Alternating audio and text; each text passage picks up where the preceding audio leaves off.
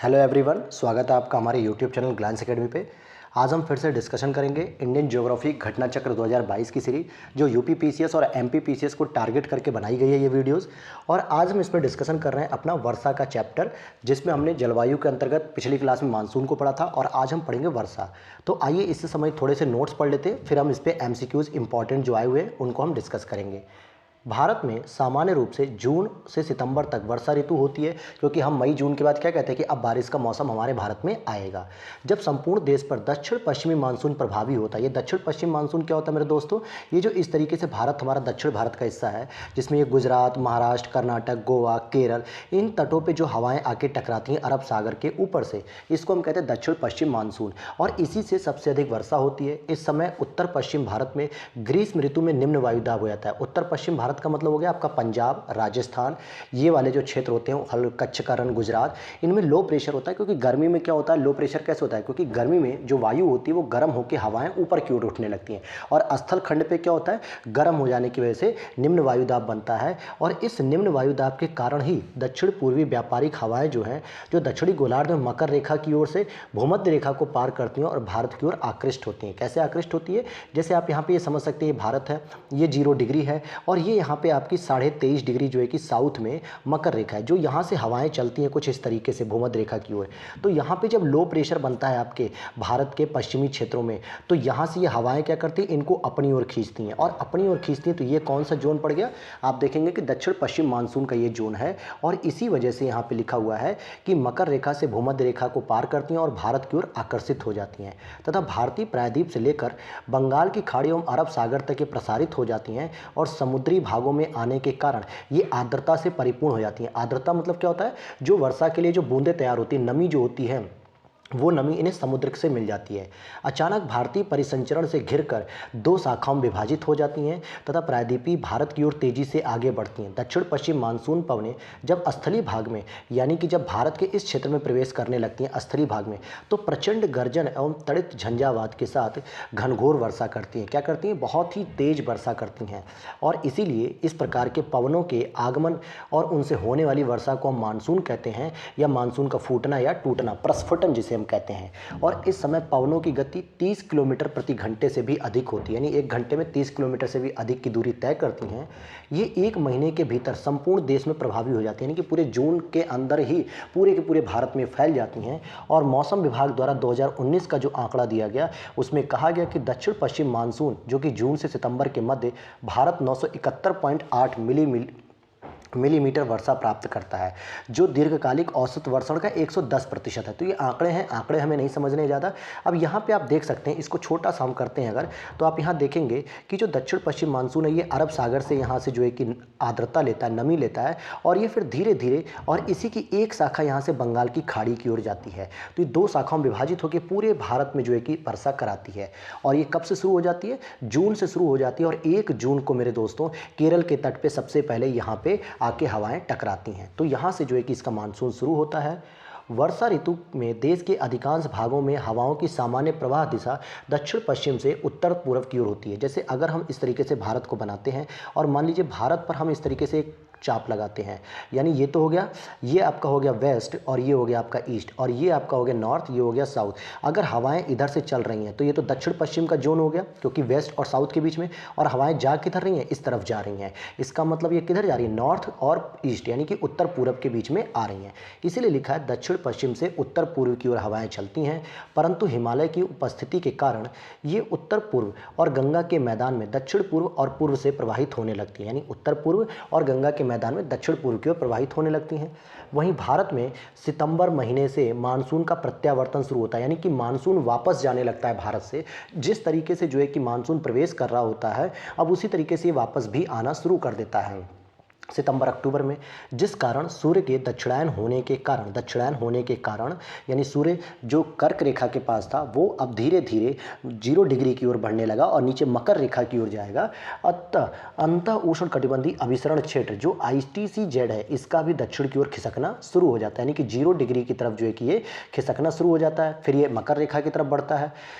इस क्रम में उत्तर पूर्व भारत से चलने वाली मानसून बंगाल की खाड़ी से आर्द्रता ग्रहण करके तमिलनाडु विशेषतः चेन्नई में वर्षा करती है और इसको उत्तर पूर्वी मानसून से तमिलनाडु की कुल वर्षा 50 से 60% होती है। तो आपसे पूछा जाता है कि तमिलनाडु को वर्षा उत्तर पूर्वी मानसून से मिलती है या दक्षिण पश्चिम मानसून से। तो आप देखेंगे कि जब इस तरीके से भारत में हवाएं प्रवेश करती हैं कुछ इस तरीके से दक्षिण पश्चिम मानसून से, तो तमिलनाडु को यहाँ पे वर्षा नहीं मिलती है। लेकिन जब मानसून वापस होता है बंगाल की खाड़ी से तो यहाँ पे तमिलनाडु को वर्षा देता है और ये जोन होता है उत्तर पूर्वी मानसून का। इसीलिए आपसे प्रश्न पूछा जाता है कि तमिलनाडु को वर्षा कहाँ से प्राप्त होती है, तो हम कहेंगे उत्तर पूर्वी मानसून से। भारत में सर्वाधिक वर्षा कहाँ पर होती है, तो भारत में सर्वाधिक वर्षा पश्चिमी घाट और पूर्वी हिमालय तथा मेघालय में होती है। अब जैसे इसको आप समझना चाहेंगे, उसमें भी दक्षिण पश्चिम मानसून से इन क्षेत्रों में सर्वाधिक वर्षा होती है। मान लीजिए मैंने ये एक बार भारत का एक नक्शा बना दिया और यहाँ पे जो है कि ये इस तरीके से अरुणाचल प्रदेश और भारत का ऊपरी हिस्सा, तो आप देखेंगे यहाँ पे जो ये पश्चिमी घाट है ये गुजरात, कर्नाटक, महाराष्ट्र इस तटों पे, केरल पे ज़्यादा वर्षा होती है। वहीं बंगाल की खाड़ी जब यहाँ पे आके मेघालय, अरुणाचल प्रदेश, असम में जब टकराती है बंगाल वगैरह में, तो यहाँ पे हिमालय से टकरा के सारी अपनी नमी, हवाएँ, पानी सब यहीं छोड़ देती हैं। इसीलिए दक्षिण पश्चिम मानसून से वर्षा अधिक होती है और पूर्वी हिमालय में भी जो है कि वर्षा अधिक होती है। तो यही तो लिखा है, पश्चिमी घाट और पूर्वी हिमालय, इन दोनों में ही मेघालय में यहाँ पे वर्षा अधिक होती है। आगे समझते हैं इसके बारे में और भी चीज़ें थोड़ा सा। तो यहाँ लिखा है कि मौसिनराम जो है, मौसिनराम मेघालय में जो स्थित है, भारत में ही नहीं अपितु विश्व का सबसे अधिक वर्षा वाला स्थान है। यानी पूरी दुनिया में, पूरे विश्व में सबसे अधिक वर्षा मौसिनराम में होती है। और भारत में सबसे कम वर्षा वाला जो क्षेत्र है वो है लेह लद्दाख, यानी लद्दाख के अंतर्गत लेह आता है, अब जो कि एक केंद्र शासित प्रदेश हो गया है। तो आगे हम देखते हैं आम्र वर्षा। अब यहाँ पे कुछ वर्ड्स हैं जो बारिश का मानसून आने से पहले जो थोड़ी बहुत बारिश होती है उनको कुछ नाम दिया गया है। जैसे आम्र वर्षा कर्नाटक और केरल से होने वाली मानसून पूर्व वर्षा की फुहार, यानी कि जून में जो वर्षा का मानसून आता है उससे पहले कभी कभी 1-2 दिन बारिश हो जाती है, जिससे आम के फलों के लिए बहुत अच्छा माना जाता है। इसलिए कर्नाटक, केरल में से आम्र वर्षा कहते हैं। और वहीं बंगाल की खाड़ी से उत्पन्न तूफानों के फलस्वरूप अप्रैल माह में होती है ऐसी वर्षा, और इस वर्षा से आम की बौर जो होती है पेड़ से टूटकर गिरती नहीं है और आम की फसल अच्छी होती है। ओके, एक डेटा दिया है 2019 में कि भारत की वार्षिक राष्ट्रीय वर्षा 1288.8 मिलीमीटर है। अगला देखते हैं, यहाँ से आप प्रश्न संबंधित समझते हैं कि कौन कौन से यहाँ से प्रश्न आ सकते हैं, हम उन पर चर्चा करेंगे। वीडियो अगर अच्छी लग रही हो दोस्तों तो वीडियो लाइक कर दीजिएगा और इसी तरीके की अपडेट्स पाने के लिए चैनल को सब्सक्राइब जरूर कीजिएगा ताकि आपकी तैयारी भी और अच्छी हो सके। पहला प्रश्न है, भारत की सर्वाधिक वर्षा मुख्यतः कहाँ से प्राप्त होती है? उत्तर पूर्वी मानसून से, दक्षिण पश्चिम मानसून से, या वापस होती मानसून से, या संवहनिक वर्षा से? तो सी ऑप्शन इस करेक्ट हो जाएगा, दक्षिण पश्चिम मानसून से जो है कि। और दोस्तों मैं आपको जल्दी ही बोर्ड पे, व्हाइट बोर्ड या डिजिटल बोर्ड पे मैं आपको ज्योग्राफी का ये चैप्टर बहुत अच्छे से समझाऊंगा, जिससे आपके आने वाले प्रश्नों में कभी भी गलतियाँ नहीं होंगी। उत्तर पूर्वी मानसून से सबसे अधिक वर्षा प्राप्त करने वाला राज्य कौन सा है? तो जब उत्तर पूर्वी मानसून की बात हो रही है तो तमिलनाडु, यानी कि क्या हो रहा है, मानसून इस तरफ लौट रहा है, और जब लौट रहा है तो यहाँ पे क्या होगा, यहाँ पे तमिलनाडु के तट पे वर्षा होगी जो लगभग 50 से 60% यहाँ पे वर्षा प्राप्त करता है। तो तमिलनाडु इसका सही उत्तर हो जाएगा। क्वेश्चन नंबर 3 है, निम्नलिखित राज्यों में से किसमें अधिकतम औसत वार्षिक वर्षा होती है? अरुणाचल प्रदेश में, सिक्किम में, केरल में, जम्मू कश्मीर में? तो देखिए सही जवाब हो जाएगा सिक्किम, क्योंकि सिक्किम जो है कि यहाँ पे औसतन अधिक वर्षा पाई जाती है। क्वेश्चन नंबर 4 है, नीचे स्थानों में जो युग्म दिए गए हैं उनमें ऐसा युग्म कौन सा है जिसके दोनों नगर लगभग एक ही अक्षांश पे अवस्थित हैं, फिर भी उनकी वार्षिक वर्षा की कुल मात्रा का अंतर भी सबसे अधिक है? यानी एक जगह तो बहुत वर्षा होती है और एक जगह बहुत कम होती है। तो सी ऑप्शन इस करेक्ट है, क्योंकि अजमेर आप देखेंगे रेगिस्तान के एरिया में, राजस्थान में, यहाँ वर्षा बहुत कम होती है। वहीं शिलोंग आप देखेंगे नॉर्थ ईस्ट के पहाड़ी क्षेत्रों में जहाँ पे वर्षा अधिक होती है, और दोनों ही एक ही अक्षांश पे। मान लीजिए यहाँ पे अजमेर है और यहाँ शिलोंग है, लेकिन ये पूर्वी हिमालय के अंतर्गत आता है, इसलिए यहाँ पे बारिश बहुत अधिक होती है, जबकि रेगिस्तान के अंतर्गत आता है जहाँ मानसून शुष्क हो जाता है और यहाँ वर्षा कम होती है। तो यही प्रश्न आपसे पूछा गया। क्वेश्चन नंबर 5 है, एक मौसम विज्ञान केंद्र का औसत वार्षिक तापमान 26 डिग्री सेल्सियस है, इसकी औसत वार्षिक वर्षा 63 सेंटीमीटर है, इसके तापमान वार्षिक परिसर 9 डिग्री सेल्सियस है। तो यह किस क्षेत्र को केंद्रित कर रहा है? तो चेन्नई को कर रहा है। किसको कर रहा है? चेन्नई को। क्वेश्चन नंबर हम 6 की बात करेंगे। नीचे दिए गए भारतीय नगरों में सामान्य वर्षा का सही अवरोही क्रम कौन सा है? अवरोही का मतलब जहां सबसे अधिक वर्षा, फिर उससे कम वर्षा, फिर उससे कम वर्षा, इसके बारे में चर्चा करनी है। सामान्य वर्षा का सही अवरोही क्रम होगा तो सबसे अधिक कोच्चि में होगी क्योंकि केरल के तट पे, उसके बाद कोलकाता में होगी, फिर उसके बाद बिहार में पटना में, और सबसे कम दिल्ली में वर्षा होगी। तो सी ऑप्शन इज करेक्ट हो जाएगा। क्वेश्चन नंबर 7 है, आम्र वर्षा किससे संबंधित है? आमों की बौछार से, आमों का टपकना, या बिहार एवं बंगाल में मार्च अप्रैल में होने वाली वर्षा, या आम की फसल? तो आम्र वर्षा जो है कि आम की फसल के लिए सबसे बेहतर मानी जाती है, तो डी ऑप्शन इज करेक्ट हो जाएगा। क्वेश्चन नंबर 8 है, भारत में सबसे कम वर्षा वाला स्थान कौन सा है? तो देखिए लेह सबसे कम वर्षा वाला क्षेत्र है, जबकि चेरापूंजी या मौसिन राम जो है वो भारत में सबसे अधिक वर्षा वाला क्षेत्र माना जाता है। क्वेश्चन नंबर 9 है, निम्नलिखित में से किस स्थान पर सबसे कम वार्षिक वर्षा होती है? तो लेह में सबसे कम वार्षिक वर्षा होती है, हमने ये पढ़ा है। चेरापूंजी अवस्थित है, तो चेरापूंजी मेघालय में मौसिन राम के निकट ही इसको भी कहा जाता है, तो यहाँ पे सबसे अधिक वर्षा होती है चेरापूंजी में। भारत में सर्वाधिक वर्षा किस क्षेत्र में होती है? तो पश्चिमी घाट में होती है, हिमालय के क्षेत्र में होती है, और मेघालय में होती है, तो ए ऑप्शन इज करेक्ट हो जाएगा। क्वेश्चन नंबर नेक्स्ट देख लेते हैं हम लोग।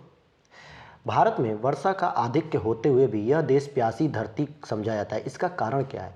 वर्षा के पानी का तेजी से बह जाना, वर्षा के पानी का शीघ्रता से भाप बनकर उड़ जाना, वर्षा का कुछ थोड़े ही महीनों में जोर होना, और उपयुक्त सभी कारण ही ऐसे हैं जिसकी वजह से हम प्यासी धरती कहलाते हैं। क्योंकि वर्षा के पानी का तेजी से बह जाना, क्योंकि हम इसका संरक्षण नहीं करते हैं, इतनी गर्मी पड़ती है कि यहाँ पे भाप बनकर ये उड़ जाता है, और कुछ ही महीनों बस बारिश होती है, बहुत ज़्यादा महीने बारिश नहीं होती है, सूखा पड़ने लगता है। इसीलिए ये सभी कारण हैं, इसीलिए तो कहा जाता है ना अवेयरनेस फैला के कि वर्षा के पानी का संचयन करो, वर्षा के पानी को संरक्षित करो। क्वेश्चन नंबर 13 है, निम्नलिखित में से कौन सी जल प्रबंधन युक्ति भारत में लागत का अधिकतम लाभ देने वाली है? यानी कि भारत में ऐसी कौन सी युक्ति होगी जिससे हम कम पैसा लगा के अधिक से अधिक लाभ ले सकें? स्वचालन शौचालय व्यवस्था में सुधार, अपशिष्ट जल का उपचार एवं प्रयोग, या वर्षा के जल का संचयन, जल का पुनर्चक्रण एवं पुनः उपयोग? तो आप देख सकते हैं कि सी वाला ऑप्शन सबसे ज़्यादा करेक्ट है, क्योंकि वर्षा के जल का अगर हम संचयन करते हैं तो वर्षा का जल बहुत अधिक होता है हमारे पृथ्वी पर, हमारे भारत में, तो हम इसका बहुत अधिक उपयोग हम कर सकते हैं। क्वेश्चन नंबर 14 है, निम्नलिखित में से भारत के किन क्षेत्रों में औसत 200 मिलीमीटर वर्षा होती है? यानी कि 200 से ज़्यादा, तो 200 का मतलब हो गया जो 0 डिग्री से लेके 10 डिग्री के बीच में जो क्षेत्र होते हैं, जिसको हम सदाबहारी क्षेत्र या जो है कि सदाबहारी जो है कि मतलब क्षेत्र को कहा जाता है। तो देखिए केरल आता है, तमिलनाडु आता है, और कर्नाटक आता है। जम्मू कश्मीर तो आएगा नहीं, पश्चिम बंगाल आएगा नहीं, तो ए ऑप्शन ही अभी तक यहाँ पर है। चौथा ऑप्शन देखते हैं असम, मणिपुर, तो त्रिपुरा। एक मिनट, यहाँ पर जो है कि विकल्प बी सही मान रहा है। ये यहाँ प्रश्न देखते हैं क्या पूछा जा रहा है। अच्छा, किन क्षेत्रों में औसत 200 मिलीमीटर वर्षा होती है? तो यहाँ पे जम्मू और कश्मीर जो है कि ऑप्शन दे रहा है। ये ऐसा क्यों दे रहा है ये तो नहीं समझ में आ रहा है, क्योंकि यहाँ पे ऐसा नहीं है। अच्छा, इसकी अगर आंकड़े की तुलना कर रहा है इसलिए ऐसा कह रहा है, क्योंकि लेह में जो है कि 65 है, इसी तरीके से जम्मू और कश्मीर में 1300 के आसपास है। क्वेश्चन नंबर 15 है, झारखंड में वर्षा किस मानसून से होती है? अब झारखंड आपको देखना है कि भारत के इस वाले जोन में पड़ती है, तो यहाँ तो दक्षिण पश्चिम मानसून से ही वर्षा होगी, क्योंकि जब हवाएं इधर से जाएंगी तो यहाँ पे ये टकराएंगी अंदर जाके, तो यहीं पे तो ये बारिश कराएंगी, तो बी ऑप्शन इज करेक्ट हो जाएगा। नीचे दिए गए मानचित्र पे ध्यान से देखना है, तो हम मानचित्र को नहीं देखेंगे अभी, क्योंकि इसमें जो है कि आपको क्लियर नहीं होगा और कन्फ्यूज़न बढ़ जाएगा। प्रश्न संख्या 17 है, जब पुष्कर की पहाड़ियों में भारी बारिश होती है तो बाढ़ कहाँ आती है? तो बाढ़ आपके बालोतरा में आती है। कहाँ पे? बालोतरा में। ये राजस्थान स्पेशल प्रश्न है आपका। क्वेश्चन नंबर 18 है, भारतीय मौसम विज्ञान विभाग की परिभाषा के अनुसार वर्षा का दिन वह होता है जब किसी विशेष स्थान पर इस वर्षा की मात्रा इस प्रकार होती है: 24 घंटे में 2.5 मिलीमीटर से ऊपर जब वर्षा होती है। क्वेश्चन नंबर 19 है, गंगा के मैदान में यदि कोई पश्चिम और उत्तर पश्चिम को चले तो मानसूनी वर्षा घटती हुई मिलेगी? बिल्कुल। अगर कोई व्यक्ति पश्चिम दिशा की ओर चल रहा है या उत्तर पश्चिम की ओर चल रहा है तो उसको वर्षा की मात्रा घटती हुई मिलेगी, क्योंकि पूरब में वर्षा ज़्यादा होती है और पश्चिम में घटती जाएगी। ए ऑप्शन करेक्ट है। गंगा के मैदान में कोई ज्यों ज्यों ऊपर को बढ़ता जाएगा आर्द्रताधारी मानसूनी पवन और ऊंची जाती मिलेगी। यानी अगर कोई पहाड़ी क्षेत्र में ऊपर बढ़ता जा रहा है तो उसको पवनें भी ऊपर मिलती जाएंगी, और इसीलिए पश्चिम की ओर वर्षा घटती रहती है। तो ए और आर दोनों ही सही है, एक दूसरे की व्याख्या भी कर रहे हैं। ए ऑप्शन इज करेक्ट हो जाएगा। क्वेश्चन नंबर 20 हम देखते हैं। यहाँ भी देखिए भारत का मैप दिखाया गया है। अब आप इस क्षेत्र को देख सकते हैं, कुछ इस तरीके से यहाँ पे लोकेट कर रहा है। देखते हैं प्रश्न में क्या पूछा जा रहा है। प्रश्न में यही पूछा जा रहा है कि ये जो मानचित्र दिखाया गया किससे संबंधित है। तो ये हम देखेंगे कि अखिल भारतीय जल विभाजक रेखा से संबंधित है। अखिल भारतीय जल विभाजक रेखा से संबंधित है। जलवायु की परिस्थितियां और इसके कारण को हमें जो है कि मिलान करना है। तो देखिए कोलकाता की अपेक्षा चेन्नई अधिक गर्म है। क्यों ऐसा होता है? हिमालय में हिमपात, पश्चिम बंगाल से पंजाब की ओर आते आते वर्षा कम हो जाती है, सतलज गंगा मैदान में शीतकाल में कुछ वर्षा भी होती है। तो ये इसके जो अंतर है वो हम आगे एक्सप्लेनेशन में हम यहाँ पे समझते हैं। देखिए सैद्धांतिक रूप में अगर हम देखें, चेन्नई जो मद्रास है वो कोलकाता की अपेक्षा विषुवत रेखा के अधिक निकट है, यानी कि 0 डिग्री के निकट है। यद्यपि कि दोनों समुद्र तट पर स्थित हैं, फिर भी दोनों के बीच का अक्षांशीय अंतर चेन्नई से अधिक गर्म होने का कारण हो सकता है। तुंगता के कारण हिमालय क्षेत्र में हिमपात की घटनाएं घटित होती हैं। दक्षिण पश्चिम मानसून की पूर्वी शाखा अराकान युमा और दक्षिण हिमालय ढलानों से टकराकर पश्चिम की ओर मुड़ जाती है, जिससे पंजाब तक जाती है। और जैसे जैसे समुद्र से दूरी बढ़ती जाती है, आर्द्रता कम होती जाती है, हो जाने के कारण वर्षा की मात्रा भी कम हो जाती है। क्वेश्चन नंबर 22 है, भारत के अर्ध शुष्क क्षेत्रों में जल ढाल विकास का प्रमाणक चिन्ह है। जल ढाल तो बड़े पैमानों पर ढालों की स्थापना ताकि वर्षा जल का वाष्पन न हो, मृदा बंध भू संरक्षण उपाय और वृक्षारोपण का उपक्रम ताकि मृदा की नमी संरक्षित रहे और अंतर्भौम जल का पुनः पूरण होता रहे, गहरे नलकूपों की भरपाई ताकि सैल स्तर से जल का निष्कासन हो सके, या फिर मौसमी नदियों से जल का तटबंधीकरण करके जलाशयों तंत्र की स्थापना करना। तो ये बिल्कुल सही ऑप्शन है कि जो मौसमी नदियाँ होती हैं जिनमें वर्षा में ही केवल पानी भरा जा सकता है, तो इनका जल का तटबंधीकरण करके जलाशयों की स्थापना हमें करनी चाहिए। क्वेश्चन नंबर 23 है, भारत में मरुस्थलीय विकास योजना अब क्रियान्वित है कितने जिलों में? 11 जिलों में, 14 जिलों में, या फिर आपके 17 जिलों या 21 जिलों में? तो देखिए 21 जिलों में है। यह जो योजना थी DDP डेजर्ट डेवलपमेंट प्रोग्राम, ये राजस्थान, गुजरात, हरियाणा, जम्मू कश्मीर, हिमाचल प्रदेश राज्यों में शुरू की गई थी 1977 से 1978। लेकिन वर्तमान में अगर देखा जाए तो यह कार्यक्रम लगभग देश के कुल 7 राज्यों में और 40 जिलों में यह चलाया जा रहा है। अगला प्रश्न है, भारत में अंतर्देशीय जल मार्गों का पर्याप्त विकास नहीं हुआ है। भारत में अधिकतर भागों में वर्षा साल के 4 महीनों में ही होती है। तो वर्षा साल के 4 महीनों में होती है, ये बात सही है, लेकिन यह भी सही है, इसकी व्याख्या कर रहा है कि ज़्यादा जो है कि हमारे यहाँ कोई व्यवस्था ऐसी नहीं है कि हम अंतर्देशीय जल मार्गों का पर्याप्त विकास कर सकें। क्वेश्चन नंबर 25 है, चेरापूंजी स्थित है नागा पहाड़ियों में, गारो पहाड़ियों में, खासी पहाड़ियों में, मिकिर पहाड़ियों में? तो खासी पहाड़ियों में हमारा चेरापूंजी स्थित है। क्वेश्चन नंबर 26 हम देखते हैं कि है या नहीं है। दोस्तों अब यहाँ पर आ रहा है आपका शीतकालीन वर्षा। तो आइए अब हम शीतकालीन वर्षा के संबंध में जो प्रश्न हैं हम उनको पढ़ेंगे। शीतकालीन वर्षा का मतलब हो गया जो हमें जाड़े के समय में नवंबर, दिसंबर, जनवरी में जो कभी कभी वर्षा देखने को मिलती है वो किधर से होती है और कैसे होती है, हम उसके बारे में बात करेंगे। जैसे भारत के उत्तरी मैदानों में, यानी कि पंजाब, दिल्ली, उत्तर प्रदेश, उत्तराखंड, हिमाचल प्रदेश, इसमें जो जाड़े में शीत ऋतु में जो वर्षा होती है वो कहाँ से आती है? तो पश्चिमी विक्षोभों से आती है। कहाँ से आती है? पश्चिमी विक्षोभों से।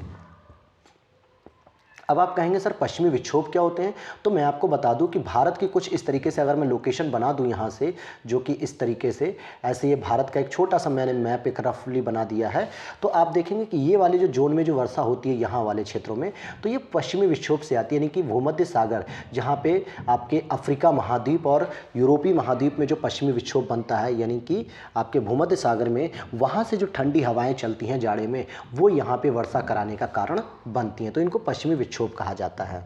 भारत में शरतकालीन वर्षा के क्षेत्र कौन से होंगे? तो उत्तरी भारत के होते हैं। तो जैसे देखिए पंजाब में मिलेगा, वहीं तमिलनाडु में भी हमारे जब ऐसे करके मानसून वापस लौटता है और यहाँ पे हमें तमिलनाडु में यहाँ वर्षा देखने को मिलती है। तो पंजाब और तमिलनाडु में ठंडियों में वर्षा होती है। तमिलनाडु में शरतकालीन वर्षा अधिकांशतः जिन कारणों से होती है, तो पश्चिमी विक्षोभ से तो होती नहीं है क्योंकि ये तो उत्तर भारत में होती है, दक्षिण पश्चिम मानसून से होती नहीं है क्योंकि यहाँ से तो वर्षा ऊपर की ओर बढ़ती है, तो उत्तर पूर्वी मानसून होता है, यहाँ से वर्षा होती है, क्योंकि भारत के इन क्षेत्रों में जो वर्षा आती है वो उत्तर पूर्वी मानसून की वजह से आती है, यहाँ से बंगाल की खाड़ी से पानी लेकर और यहाँ पर वर्षा करती है जाड़े में। क्वेश्चन नंबर 4 है, भारत के उत्तरी मैदानों में जाड़े में कुछ वर्षा हो जाती है। बिल्कुल सही है, जाड़े में उत्तर पूर्वी मानसून सक्रिय होता है। ऐसा नहीं है, ये सितंबर अक्टूबर में सक्रिय ज़्यादा होता है। वैसे तो पश्चिमी विक्षोभ जो है कि ज़्यादा सक्रिय होते हैं।